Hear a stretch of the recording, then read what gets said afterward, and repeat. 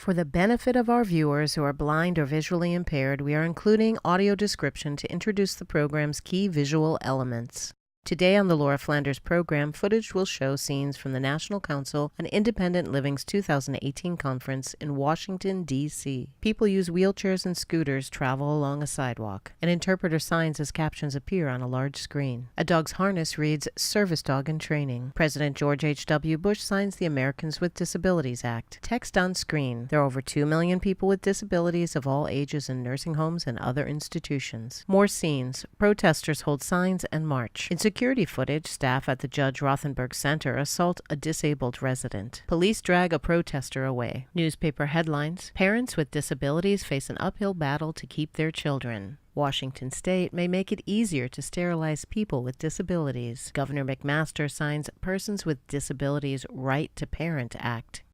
Hi, I'm Laura Flanders, and we are here at NCLE, the National Council on Independent Living Conference 2018, and I'm with Bruce Darling. I'm the president of NCLE. We're in DC. We'll be here for the whole show. What are some of the themes you're going to be addressing here today? So we work on issues that impact people across their entire life. So housing, the ability to work and be employed, access to home and community-based services to live in the community. If there is something someone's interested, we have a subcommittee at NCLE that's working on it, or a committee that's working on it. People with disabilities from all over the country come to this conference. So you'll see people with mobility disabilities, blind folks, deaf folks, people with non-visible disabilities.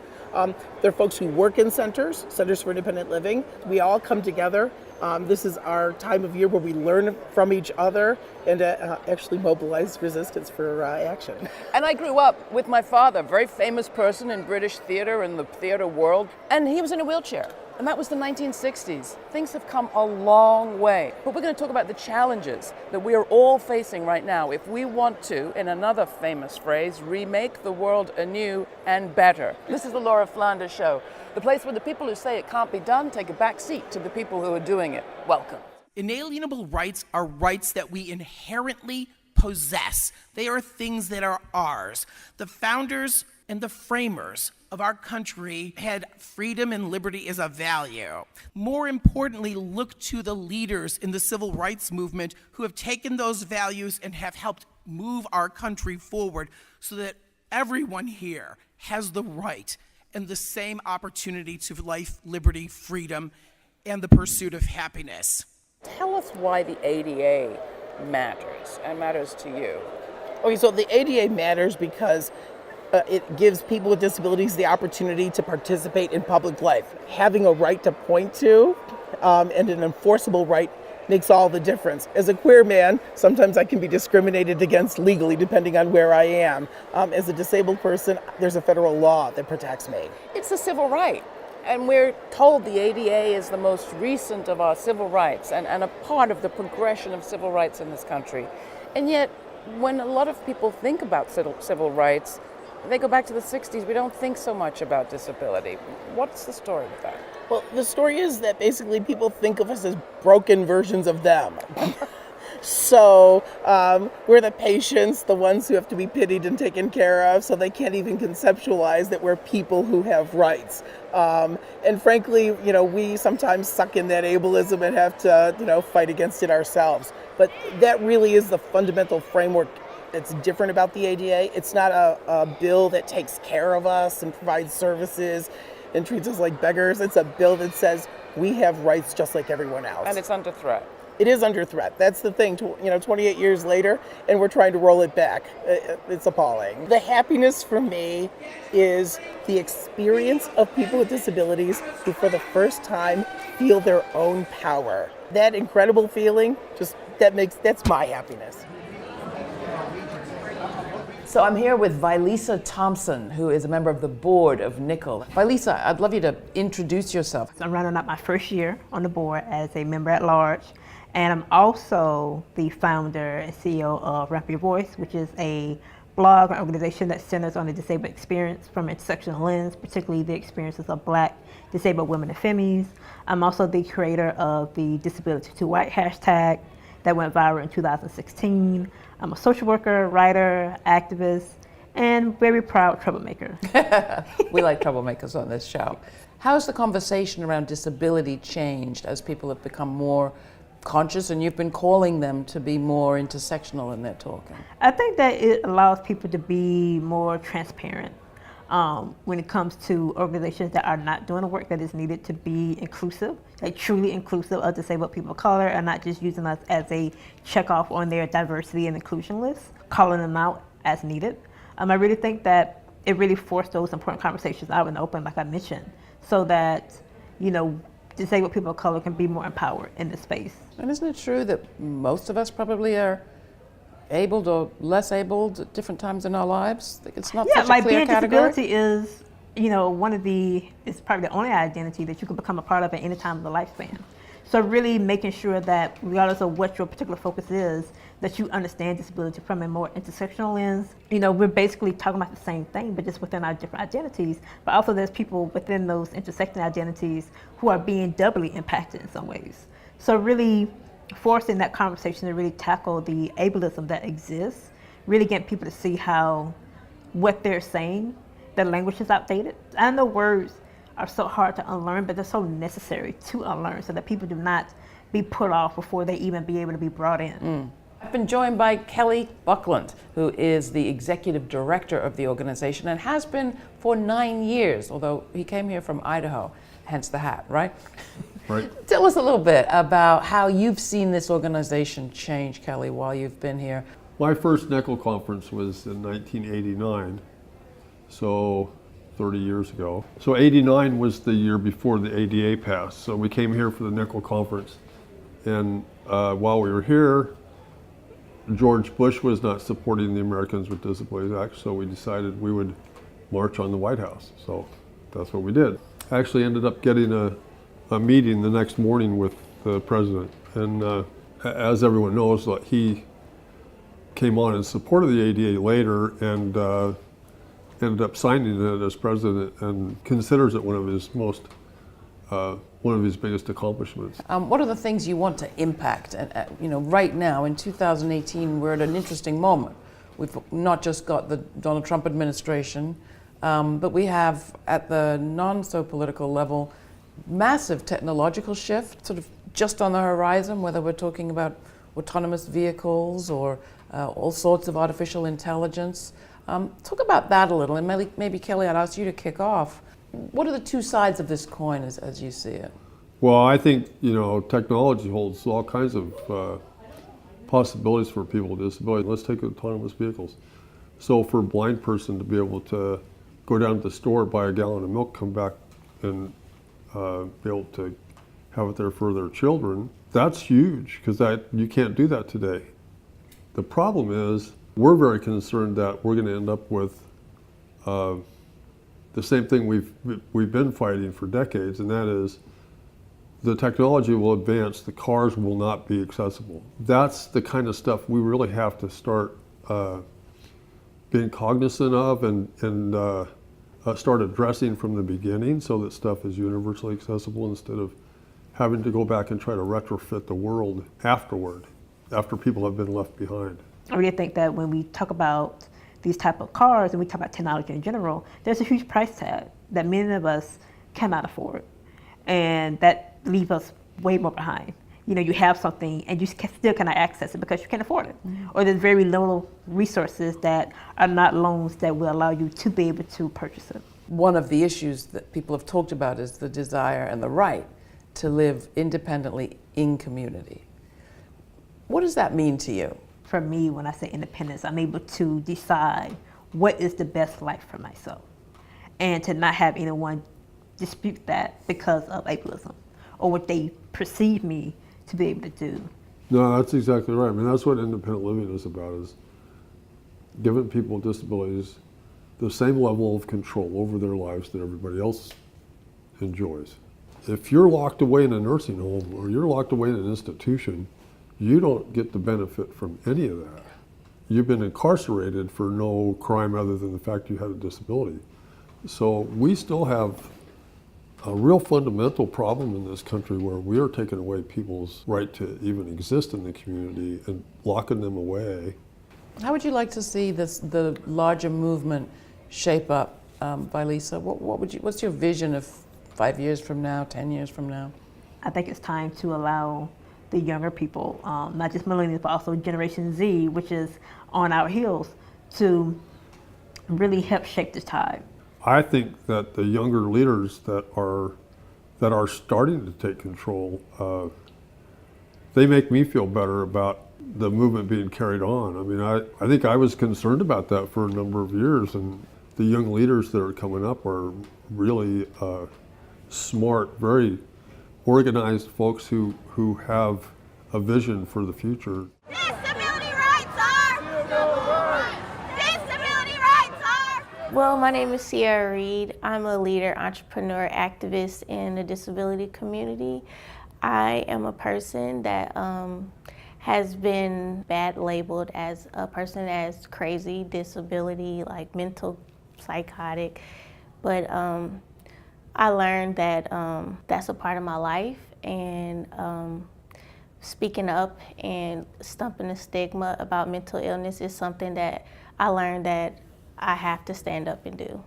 I myself identify a person as a foster child because I was pretty much raised in foster care. I got accepted for a scholarship. So the scholarship and the ones that introduced me with the scholarship are called Access Living. That's pretty much how I basically got their help and support of everything, of having to get this set up and having me to go to the conference and gain the experience. It was basically all about me having the experience and also meeting with other people who are almost similar to my situation, because I mean, I don't really have a physical disability, but I do have mental illness because of what I've been through. How are we doing as a civil rights community broadly in addressing disability as something that overlaps with other reasons that people are marginalized? I feel kind of sad and disappointed because like in all of it, I thought in all these years, action was already being done, and there's been many times down the road that people were given opportunities to do some changes, and even with myself, but I seem to turn them down because I often think like it's just too much, and it seems like, no, there got to be another person that has a better mindset and more knowledge of understanding to step up and being a leader. I can't be myself a leader. So like I often think that's already been done, but then I notice that you often notice that there's no leaders, like, and then that makes you think like there's open doors, there's opportunities for you to step in to become one. You'll both be on the march tomorrow? Yes. Are you going to go meet any senators or congress people or politicians? Oh yeah, I wrote a letter to my Congressman John Lewis. Basically, my letter is about employment because once I was diagnosed with my disability, I was discriminated against from my employer. I had a CDL job as an Atlanta school bus driver, and I had a breakdown, I had an episode, and I had to take some time off of work. Got recovered, went back to work, no problem. And I worked all that week, and Thursday I was called into the office, and basically because I did not want to disclose of my disability, they discriminated and fired me. You know, I never been written up. I never had any issues on this job. Also, I'm a parent, so one of the things I felt like should be addressed is childcare. I'm not eligible for childcare because of my disability. And so my kids have to pay full rate for school, which is expensive when you're on a set income. And so I apply for, services to help me out with childcare, and I just keep getting denied. And, it's hard trying to be a parent, and definitely a single parent at that. What would you say the pursuit of happiness is to you? What are you pursuing, Carlos? My pursuit is obvious. Really don't know how you pursue happiness, but I do try to pursue on waking up every morning to bring in a change to this world of justice. And what about you? Right now, my happiness is standing up for what I believe is right, and that brings me a lot of passion and joy, and I'm learning that through this fight, through the disability community, we all are, connected. I just became aware with my disability the beginning parts of this year, and I get emotional about it because I never even had the opportunity to talk about my disability, not even with my family. So my independent center was an opportunity for me, a platform for me to, hey, I'm Sierra, I have a disability, and they accepted me with loving arms. Last comment, and it's your chance really. If there's something you want to say to maybe somebody's like you 10 years ago or 5 years ago or a year ago about getting involved, or about maybe they're feeling discouraged about their lives, what would be your message to them? Well, in all of it, don't give up. I mean, that's the main key, is not giving up, and also being patient within yourself. Try to just reach out to people out there, because there is people that been in your scenario that has been even worse than what you've been through. And just try to live your life with a purpose. Like, stand up for something. Follow the beat, the drum in your heart. Like, if you know it's right, stand up for it. Speak up. Nothing about us without us. The question of parental rights for people with disabilities is critically important, and I'm learning a lot that I didn't know about just how dire the situation still is in this country. Next up, Kimberly Tissot from South Carolina, who is one of the leaders of that change. Can you tell us a little bit about your story and how you came to be addressing this question of parental rights in South Carolina? Yeah, absolutely. So I'm the executive director of Able South Carolina, which is a center for independent living, and I'm also a parent of a child. And the fight to become a mother was very difficult. Did some infertility, surrogacy, all kinds of stuff that did not work. And by the time I was ready to really say we need to look at adoption, we went over to our state's child welfare system, and I wanted to pursue adoption, and they told me that I could not pursue adoption because of my disability. Simple as that. Simple as that. Simple as that. No, did not look at any other financial backgrounds, anything. It said no right at my appearance. And so they did not know who they were messing with. And so I ended up, advocating obviously to adopt, and we did end up adopting, which is great. But as a center director, I kept hearing these stories as well of people either having their children removed because of their disability, or not being able to pursue foster care or adoption. What about giving birth? Oh yes, there's a lot of discrimination in the reproductive health system, even being able to get any kind of assisted reproductive assistance as well. A lot of doctors don't understand if you have any type of physical disabilities or intellectual disabilities, any disability, they do not understand how you're going to be able to not only give birth, carry pregnancy, but also deliver. We've seen a lot of situations where parents with a variety of different disabilities, the nurses will walk in after the child is born and immediately call Department of Social Services, and the child is removed at birth. And sterilization abuse? Oh yes, that's unfortunately, people think that's gone away, but it looks differently now. Women are getting hysterectomies very early on the recommendation of their doctors because of not thinking that they can procreate. And their choices in those areas? We talk about reproductive choice? No choices a lot of times. So clearly we need to reset our discussion around reproductive rights and sterilization abuse. Absolutely. What did you do in South Carolina? So we were able to pass the Persons with Disabilities Right to Parent Act, which is a law that prohibits any type of discrimination on the basis of disabilities for parents. It protects their rights when they go to be a foster parent. It protects their rights to adopt, and also protects their birth children as well. So they cannot have their child removed on the basis of disability. Our state used to have a law that said that because you have a disability, any type of disability, you can have your child removed. So the law that you've passed, does it come with education for people in the institution, in the medical institutions? Absolutely. So what we're doing, a lot of course, we passed a law. That's just a law. We have to do much more work than that. So we're working with our Department of Social Services very closely, help them with creating policies and procedures for working with parents with disabilities and prospective parents with disabilities. We're also working with the medical facilities to educate, working with attorneys, judges a lot of times, because judges have that opinion as well, that parents who have disabilities cannot possibly parent. So we're doing a lot of education across the system. And then also educating people with disabilities. If you want to become a parent, you go do it. Let's make this happen, because that disability should never prevent you from doing anything. What difference does inclusion make My father didn't just live in community, he was celebrated by his community.